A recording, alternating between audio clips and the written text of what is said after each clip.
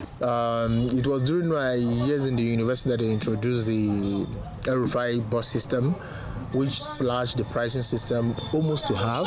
There was a luxurious one, the one that can carry about 100 in the back in the taxi, the popular long bus. Then there was a very more expensive one, but more luxurious that you can sit about 10. We sit three at the back, three at the center, one in the front. So it sits about 12 or 11 max, and it's very comfortable, AC, air conditioned, and all that. We enjoyed it.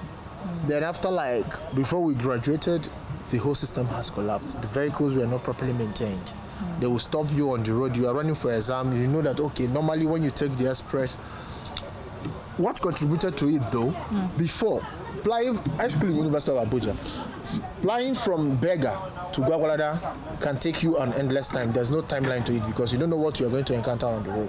The truck will break down and that is all. You could miss your exam. The flood will flood by Chelsea International Primary School, then it will cut you off from getting into it or out. So you are just stuck. So the first thing, like I said, is the dualization of the road, which is still ongoing, which opened up the system. So now there is free flow of vehicular movements. First of all, that has been achieved. Then they introduce the urban with cars, and it becomes easier. So you know that, okay, Gwagwalada will take 30 minutes, 1 hour.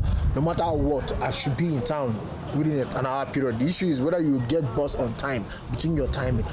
You work with that in your head. But now the vehicles can break down on the road. So even when you are walking within your head, you will be in town in an hour. The vehicle stops you on the road. You can't have any help on it, and there is no means of sending another vehicle to even come and you can't take back what you've paid. And you can't take back what you've paid. So you have to wait for another 1 hour to get another vehicle. Maybe the one passing will remember that, okay, I will come back and pack you guys.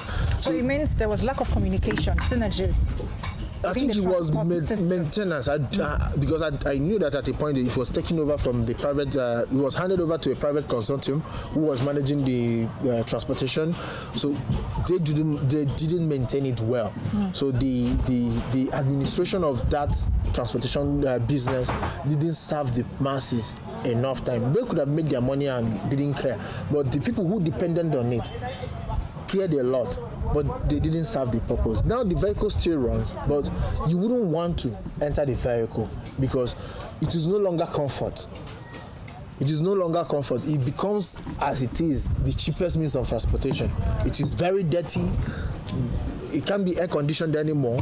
Normally they used to put music TV for us to watch films. You know that you are chilling 1 hour, you can watch 2 or short movies before you get to. Now you'll be struggling to breathe inside the vehicle, trying to just get from point to point, and you ask yourself, why will you put yourself through that stress? And now remember, we are living in pandemic era, so the dynamics has changed. So there should be a deliberate effort if you are going to deploy vehicles on the road. You have to deploy where they can pick passengers, bus stops. In such bus stops, like you said, how many of the bus stops have proper shade in case if it's raining or in case it's sunny? Where were they strategically positioned to cater? If you are traveling, if you are coming into the city or going out of the city, maybe you might see a lot of them. But if you are in the city, you hardly see. So I can't walk out of my house maybe from Parakou Crescent into Aminu Kano. There is no bus stop on that line. So where am I going to get a taxi or a bus? In fact, there's no even transportation line. So the intercity transportation or intracity transportation system is dead in the metropolis. So, but the transportation, the long boxes, the only thing they cater for now is people living in the suburb coming into the city. So if you stand on the express of Berger, Area 1, or maybe Nikon Junction, maybe you can sight them.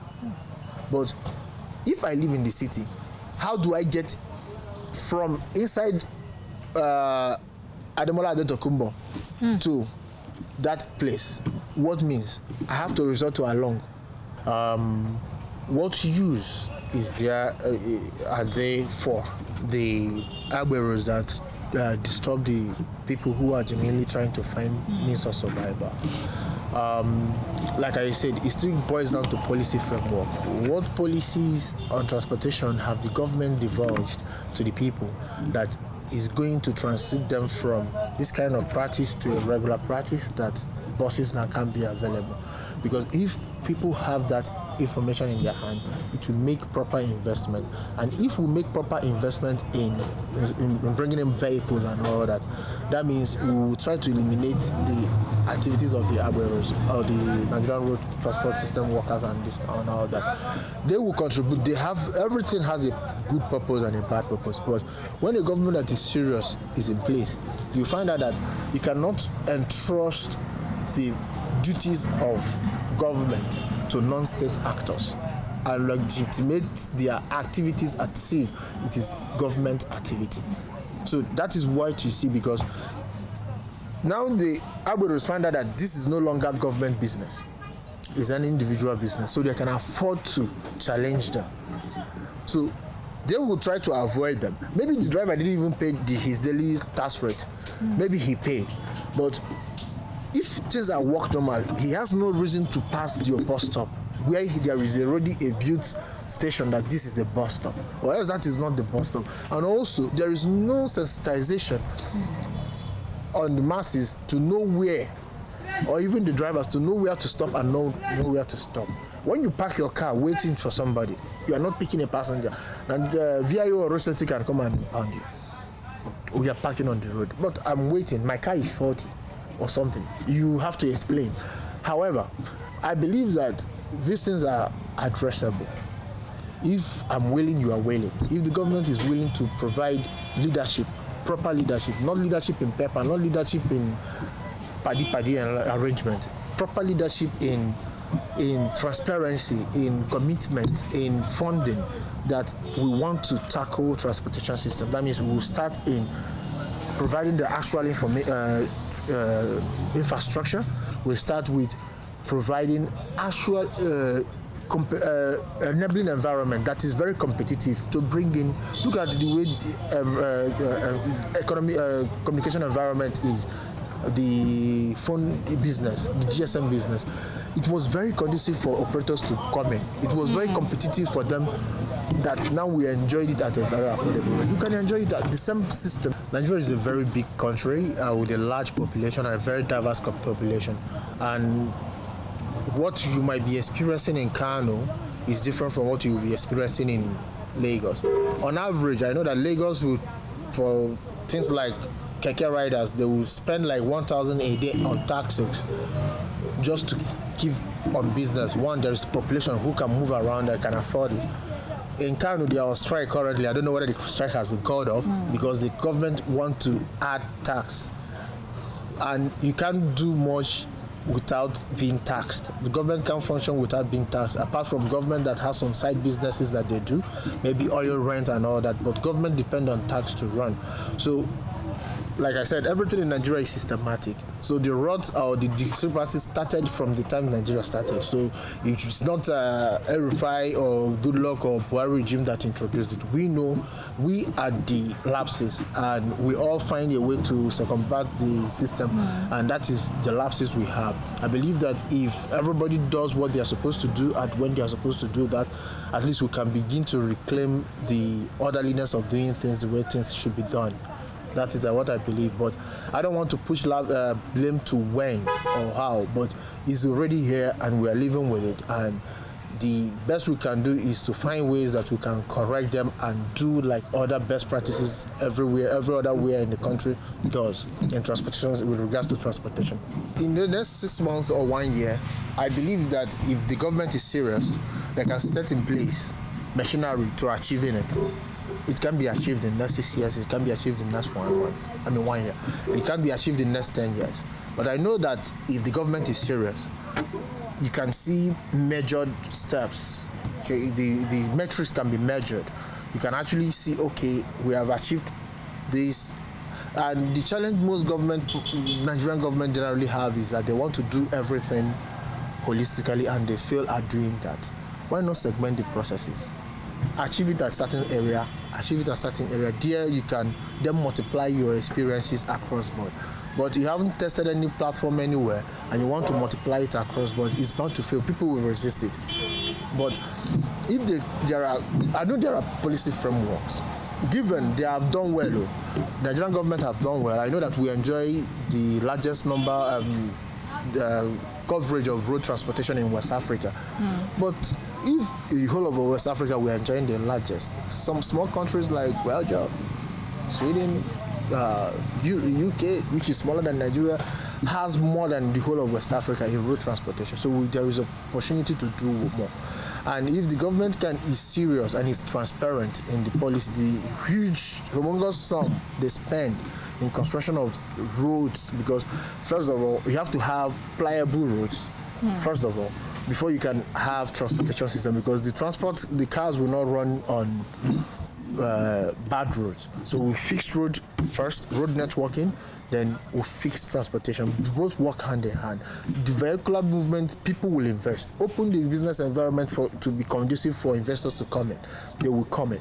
But first of all, part of opening the business environment is that the road they are even going to apply, is it durable? Will it cause more damage to the cars or any all that? I think is more on policy and willingness of government to achieve purpose than whether private investors can come in or not. I know that wherever there is a solid policy framework in place, bringing in investors is the least of the problem, because if they introduce London taxi this year and the next government sees it and decide to run that doesn't like run London taxi system, he wants to do maybe South African taxi system, the first policy has collapsed. And it throws every investor into chaos. So you look at it and look at the longevity of the policies that is being developed, and also implementation of those policies to me is the more important part, because I believe that, or is a popular saying that every policy that government formulates have the people it will favor. In fact, sometimes it's private investors that even drive the policy.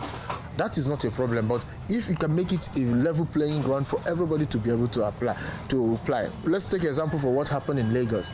Lagos shut down GoCarda, the transportation system, mobile hailing app system, and there's no alternative.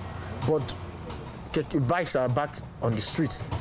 Lagos, Abuja, their own is also to shut down I will make a case for people living in interior villages. Those living in interior villages have difficulties trying to come into the city. In as much as they are living very close to the city, sometimes they don't have access to come into the city. And mostly the villages within the metropolis, within the main city, they have difficulties because the bike that can take them to their junction, where they can have the regular transportation to go to town, will be impounded because the government believes it contravened. But there is no other means of transportation system that can take them from the junction to the main city, to their village or back. It is evident that numerous problems exist currently in the Abuja urban transport. Each problem discussed clearly reduces the impact of the transport system on the FCT residents. For effective change to occur, problems must be clearly defined moving forward. The Abuja Urban Mass Transport Company Limited of the Federal Capital Territory Administration (FCTA) must go back to its original plan of the 1984 for the Abuja Bus Service (ABS), which was to serve as a vehicle to addressing the transportation needs of a city that is called the capital city of Nigeria.